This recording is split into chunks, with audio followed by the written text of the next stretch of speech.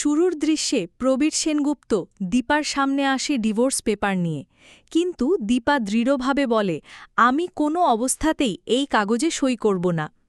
ঠিক তখন রূপা এসে অবাক হয়ে বলে, দাদু, অনেককে বদলে যেতে দেখেছি, কিন্তু আপনিও? প্রবীর জবাব দেয়, দীপা আমার ছেলের জীবন নষ্ট করছে।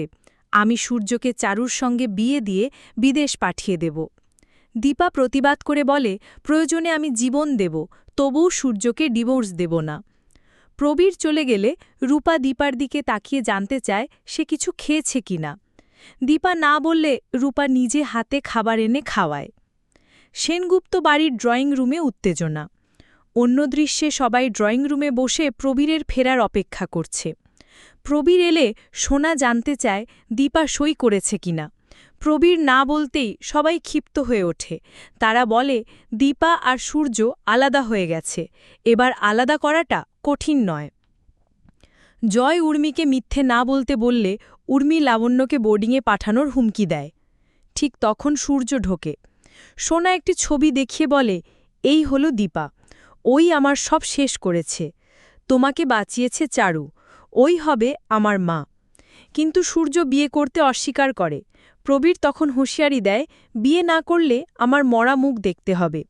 বাবার কথা শুনে সূর্য শেষ পর্যন্ত রাজি হয়ে যায়।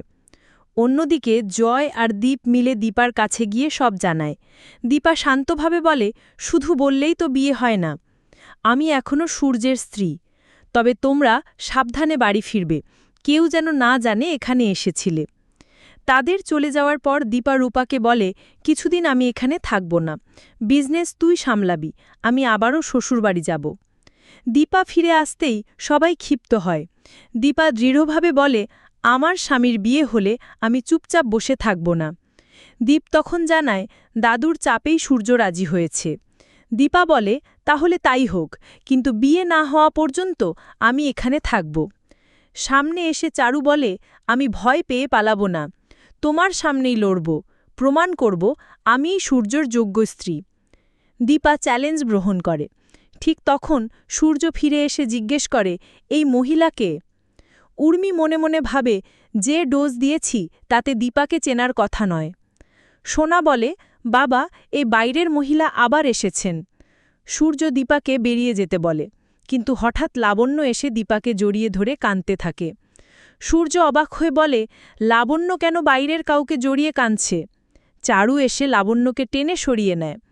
দীপা নিজের ঘরে গিয়ে মনে মনে প্রতিজ্ঞা করে, আমি যেভাবেই হোক এসব বন্ধ করব, জিততেই হবে। রুডি বাইরে থেকে সব দেখছিল। দীপা হঠাৎ দরজা খুলে দিলে রুডি ধরা পড়ে যায়। তো দর্শক, এই ছিল অনুরাগের ছোঁয়া ধারাবাহিকের আজকের আপডেট। পরবর্তী আপডেট সবার আগে পেতে আমাদের চ্যানেলটি এক্ষুনি সাবস্ক্রাইব করুন।